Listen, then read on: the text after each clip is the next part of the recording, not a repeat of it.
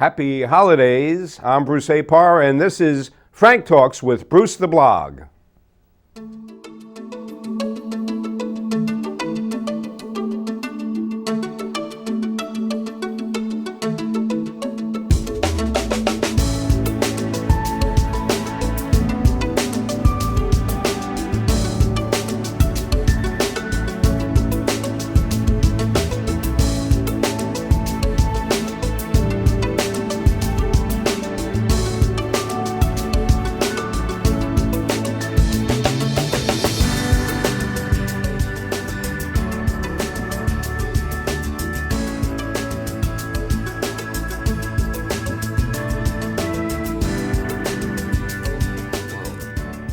Hello again, and welcome to Frank Talks with Bruce the Blog. We are brought to you every week by the Penny Saver and by Chase Media Group, and we thank Carla Chase, our CEO, and Frank J. Rich, who is Chief Strategic Officer and my co-host. However, Frank could not be with us for this show. He will be back very shortly.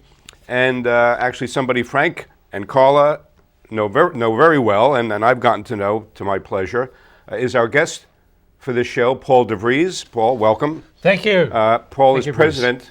No, it's great to have you here. And we've had our living room conversations at Frank and Carla's, and now we're having a TV studio conversation. Paul, who was very interesting in many ways, and has a lot to say about the world and about people in the world, is president of the New York Divinity School in Manhattan, right? Right. Yeah, and we're also actually in Brooklyn, Bronx, and Newark. So we have 4 locations. 4 locations, that's right. Great. And you were we were talking, Paul, before the show went on the air. It was established in 2004, right? So it's going on, well, actually maybe it's 9th year next year. Right. Yeah. So why don't we just first talk about, or have you talk about, what the New York Divinity School does, its mission? Sure. Well, we're a graduate level ministry training program that attracts ministers as well as lay people who want to know more about the Bible, want to develop ministry skills, and we also specialize in biblical ethics. Right. And we look at training people to be more effective. We believe that God makes ministers. It's by His grace and mercy that we're drawn to Him and to doing good things. But to help people to be more skilled, more attentive to ways that they can honor God and help people.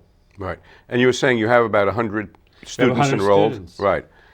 And many of them are lay people that have a desire to become more involved in ministry. And actually many of them are active pastors who never had the time, couldn't go to a seminary that they wanted to go to. And this is an opportunity for them to build up their skills and their knowledge as well. Right. And you yourself are an ordained minister, I am. right? Yeah. And I also am a specialist in the area of philosophy. My PhD is in philosophy from the University of Virginia. Right. And we also wanted to talk about today, because it's obviously very topical, the holidays, the religious meaning of the holidays, as well as the secular, and even within those 2 points, there is maybe differences of opinion and controversy that we read about and see on TV. But just to get off on a somewhat light note in that discussion, I thought that I would read something my cousin, and our family is Jewish. My cousin sends out at the Jewish holidays all throughout the year, whether it's Passover, High Holy Days, and now Hanukkah. So I'm just going to quickly read this. I don't know if this came from the David Letterman writers or not, but it is headlined. Sure. I mean, you have to give them, whether this was done by them or not, you have to give them credit for inspiring these top 10 lists for many years. Right. So this is, in this case, the top 10 reasons Hanukkah is better than Christmas. Now again, this is a joke. Number 10, no big fat guy getting stuck in your chimney. Number 9, cleaning wax off your menorah is slightly easier than dismantling an 8-foot-tall fir tree. Number 8, compare chocolate gelt versus fruitcake. Number 7, you get to learn cool new words like Kislev and Farshtunkina. Kislev is a month, a Hebrew month. Number 6, no brutal letdown when you discover that Santa Claus isn't real, but don't tell the kids. I hope they weren't watching. Number 5, your neighbors are unlikely to complain about how your menorah is blinding them senseless. Number 4, it's like a big reunion when everyone gathers at the Chinese restaurant on Christmas Eve. And by the way, that is true. Many Jewish people on Christmas Eve will go to a Chinese restaurant to eat it. That's our tradition or counter-tradition, something like that. 3, in a holiday character face-off, Judah Maccabee could kick Frosty's butt. Well, I think Frosty would have a meltdown. Right. Number 2, no need to clean up big piles of reindeer poop off your roof.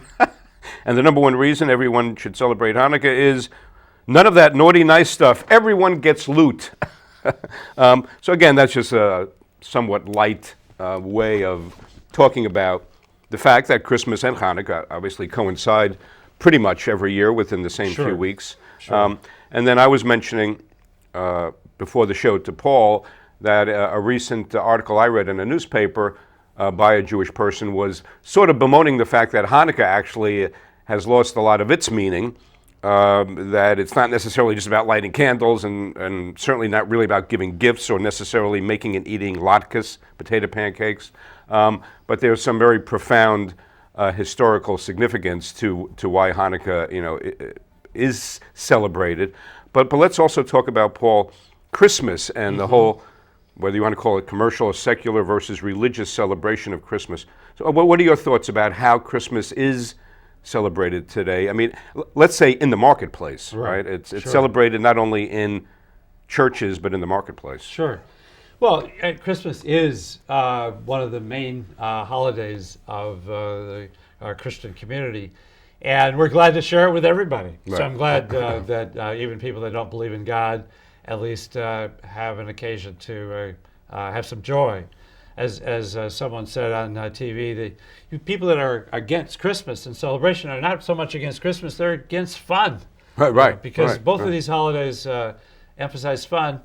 And you mentioned, Santa Claus is not real. Well, there actually was a Saint Nicholas who gave gifts to children and set a wonderful model, trying to encourage those children to do well, to do good things, to help other people and reward them. And according to the story, he gave just hunks of coal to the ones that hadn't reached beyond themselves and showing love to their neighbor. He lived many, many years ago. He was in the area that we now call Turkey. Right. And his birthday is December 6th. So to help keep them separate, our family has celebrated St. Nicholas Day on December 6th and let Jesus have all the attention on December 25. Right. But we don't mind if people honor great St. Nicholas. But of course, the reindeer and the other points there in the story, even the Christmas tree has very little to do with Jesus' birth. Right. So where did that come from, the Christmas tree? Do you know? I think it's ancient German concept that kind of spread around the world. It's a fun thing to do. Sure. Oh, yeah. And colorful. It's a joyful celebration. Well, now what's interesting about the Christmas tree these days is that it literally, well, not literally, people always make that mistake, figuratively has become a lightning rod. Right. And maybe a tall enough Christmas tree could be a lightning rod, I don't know. It figuratively has become a lightning rod for controversy, simply based on what it's called, right? When certain people hear it's called a holiday tree, they sort of rise up in arms and say, don't call it a holiday tree, it's a Christmas tree. And then again, I'll just insert a quick anecdote or joke. It's really a joke about, again, from my cousin, where, and this is real. I mean, a lot of young Jewish kids will say to their parents, how come we don't have a Hanukkah bush or a Hanukkah tree? Right. And in this case, the way the joke goes, the father replies, the last time we had a lighted bush, we had to wander around the desert for 40 years, so we don't want any of that. But the thing about that, that I was telling you, Paul, is that when I was growing up on Long Island, in the 50s, 60s, my two brothers and I, we'd go across the street to our neighbors, the Stop and Backs, very nice people, very genial people and hospitable, and we always looked forward to helping them decorate the Christmas tree. Sure. And That's a fun thing. and yet our parents and the way we were brought up, we were observant Jewish people. They were very involved in our synagogue. There was a point when I would teach junior congregation in my synagogue. So what I'm trying to say there is they're not mutually exclusive. Absolutely. And we never thought twice about, are we doing something wrong because we're Jewish and we're helping somebody celebrate Christmas, or maybe we're actually celebrating Christmas in a secular way. Well, again, we're glad to have as many people recognize the birth of Jesus as possible. By any measure, he probably affected how people think and act more than anybody in all of history. Right.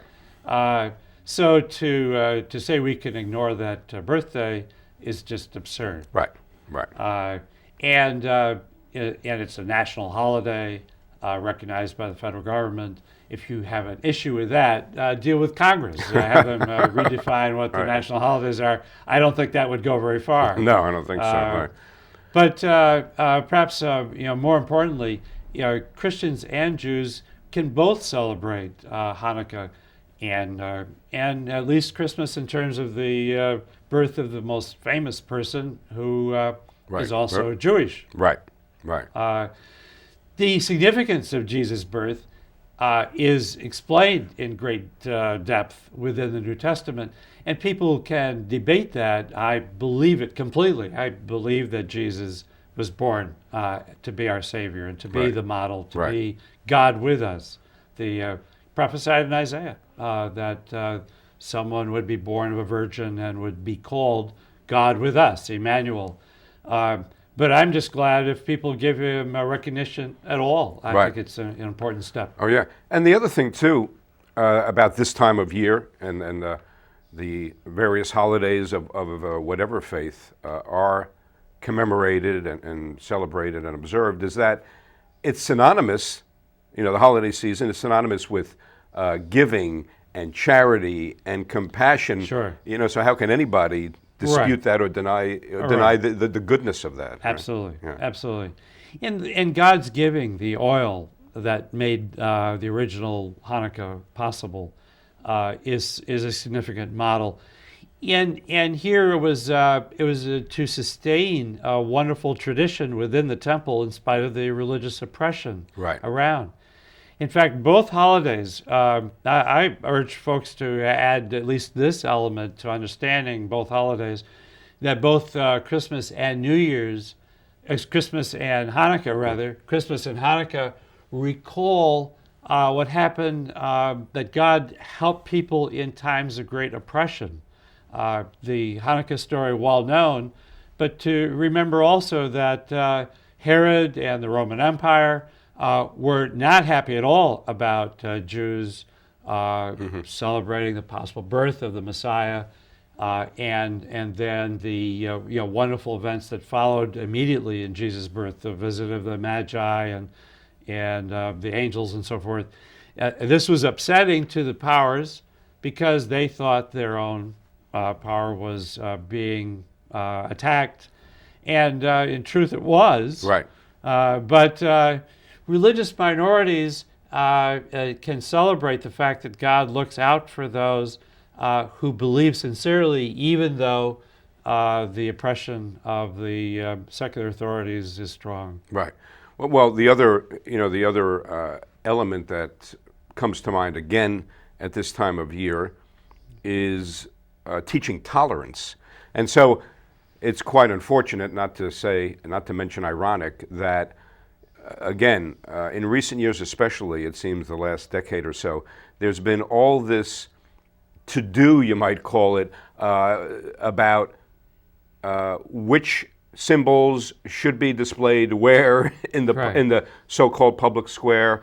I just heard recently that, I remember a couple of years ago, there was some angst expressed over how come stores are telling their personnel not to say Merry Christmas and to say Happy Holidays. Now, I guess they're going back, some stores, major stores, to, no, you can say whatever you want, Merry Christmas, Happy Holidays. But part of it, to me, Paul, is that this whole divide is exacerbated when some of these talking heads on TV, the cable news channels where they do pander. They pander to their base, to their constituency, and they only get people more riled up in a lot of cases for no reason.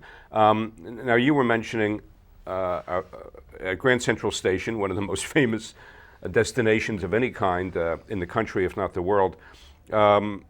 There used to be a huge Christmas tree, right? I mean, I don't know. It must have been maybe 50. I don't know how. But in that huge. great room, Almost, the great room almost is to the ceiling, right, and the base was probably a good 20 feet. Right, and that now you're saying No, it's they no longer have it because of pressure, right? From I don't know if I don't want to demean anybody by saying special interest groups, but it's a constituency. Sure. But a small minority. Right. And I think the puzzle is that if people want to be respected, they ought to respect others too. And speaking as a Christian, I think the point is people don't become Christians by our high pressuring them to do kind of pretend to be Christian. What matters is the Spirit leading them to becoming more connected with God and receiving God's grace, so that the point can never be let's force other people to conform. But on the other hand, keep in mind too that if we want tolerance, we ought to let Christians be Christians as well, and to express their joy at being Christmas. So I'm glad that the stores are less apt to put pressure on people to just say Happy Holidays. We know what holidays they are. It's Hanukkah and Christmas. Right. I don't know of an atheist holiday in December, or there's no Muslim holiday in December, or others. So why can't we just be real? Right. And I think it's fair to say that it doesn't matter what religion you are, or even if you observe a religion. I'd be hard-pressed to find too many people who don't light up inside when they see a Christmas tree this time of year, right? I mean, it's epitomized, of course, by the famous Rockefeller Center Christmas tree, but just driving in neighborhoods and seeing how people decorate their homes at this time of year, it has to, I would hope, to most people, give a lift to your spirits, which I know it does to mine, yeah. And the Christmas tree, I think, has been, as you said, kind of a lightning rod in various ways, but there are other ways that we celebrate. Different towns put up, color lightings, overarching over some of the streets. Right. Lighted angels or other symbols, wreaths. I was noting actually yesterday, walking through Grand Central Station, there are a number of wreaths with multicolored lights on them. Now we'll see how long they last, because I think there are some people that are just so anti-fun, anti-celebration of this great holiday that I'm sure they've already received letters complaining about the wreaths. Right. But, in one hand, to put it plainly, Jesus can be represented by anything, because all of creation was made by God. So whatever you put up to celebrate, whatever colors, we can rejoice, because it's a great time of the year to remember the birth of the Savior. But now you are a doctor of philosophy, and as you said, PhD can apply to a lot of things. In your case, it is philosophy specifically, right?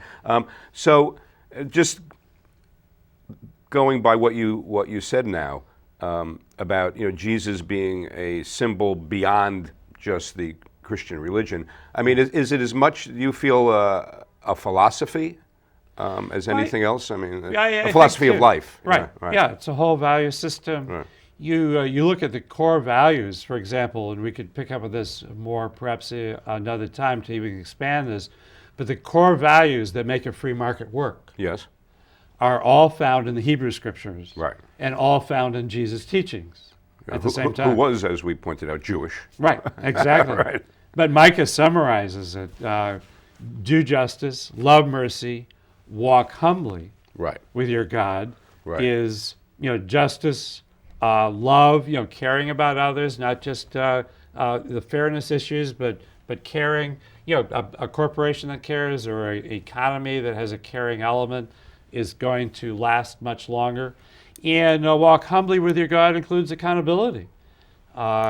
And then notice that the whole thing starts off, that one verse starts out in Micah, what does the Lord require? So kind of pay attention, know what's going on. Right. And those core values are the absolute core values of Jesus' teachings. Each time when he taught something and he said, this is the whole law and the prophets, it was one of those 4 core values. Right. So, and whether you're talking about Gerald Sirkin or Adam Smith or other economists, when they say, here's the difference between an economy that's vibrant versus one that's just dead in the water, it's not about resources. You could have resources, you could have skills, Right. but you could be dead in the water unless there is justice, compassion, and accountability, and people kind of paying attention to what's going on around them. Right. The 4 biblical values. Yeah, no, that's a very good point. But Jesus elevated these, and they're already plentifully taught in the Hebrew Scriptures. Right. But what you're saying is absolutely true. That the gospel, that the Christmas message, is a philosophy. It's Right. all of Right. life, not simply a wonderful story about a baby being born who became the greatest person who ever lived. Right. Now let's touch, Paul, on religion vis-a-vis politics, sports, entertainment, and this is what I mean. I'd like to get your take on this.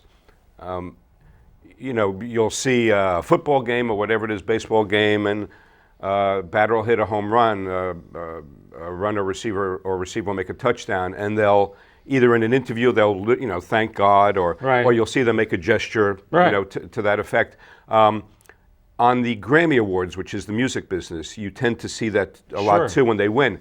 However, for whatever reason, and people can draw their own conclusions, and there are some patterns there. Let's say at the Oscars or the Emmys, the movie industry, the TV industry awards, you rarely see it. It's not very common. Right. And then one thing I want to throw in, politics. Politicians, especially during a heated presidential campaign or campaigning, even midterm elections, or just talking about maybe a vote on a controversial issue, will invoke the Bible and quote from the Bible. Sure. So what do you think of all of this? How religion is brought into, the public, actually the court of public opinion. Sure. And do you feel in any way, in any of those examples, it disrespects religion? Actually not. No. Actually not. Now, they may misquote, they may exploit a passage and for their own purposes. Actually, I think the Bible belongs in the marketplace of ideas. One of the pastors of a church where we have classes, the one in Brooklyn, this pastor wrote a book, God Has Left the Building. Now, he doesn't mean that God doesn't stay in church too, but God has left the building, that there is no place that he is not present. Well, he doesn't mean that God is named Elvis. Right. No. But I think that God is honored in these situations. Right. We want the people to get it right, but the fact is the Bible is loaded with wisdom and advice. And there's a good reason why every year it is the bestseller. Right. It's not bestseller just because a lot of people bought it years ago. Right. It's the bestseller Every in year. 2012. Right. We did research back in Russia while it was still the Soviet Union. And the question was asked, if you could buy any book that you could, that you wanted, if you could buy any book that you wanted at a bookstore, what book would that be? Now, one of the books that was not in any bookstore under the Soviet Union was the Bible. Right. And only 6% had even a small portion, even a page out of the Bible. Right. Only 6% of the population. But 94% said the first book I would buy if I had any choice at all would be the Bible. Right. Because they know that it's full of the eternal wisdom Right. that all of us need. Parables and The pearls of parables, wisdom, the prophetic wisdom, Right. Jesus' sayings, Sermon on the Mount, and all these are understood as precious, even throughout the world, even where people are not committing themselves to Jesus Christ. it is understood as a book in its own category. There's Right. no comparison. Oh yeah. I mean, I have a copy of it on my iPad. Oh, good. Yeah.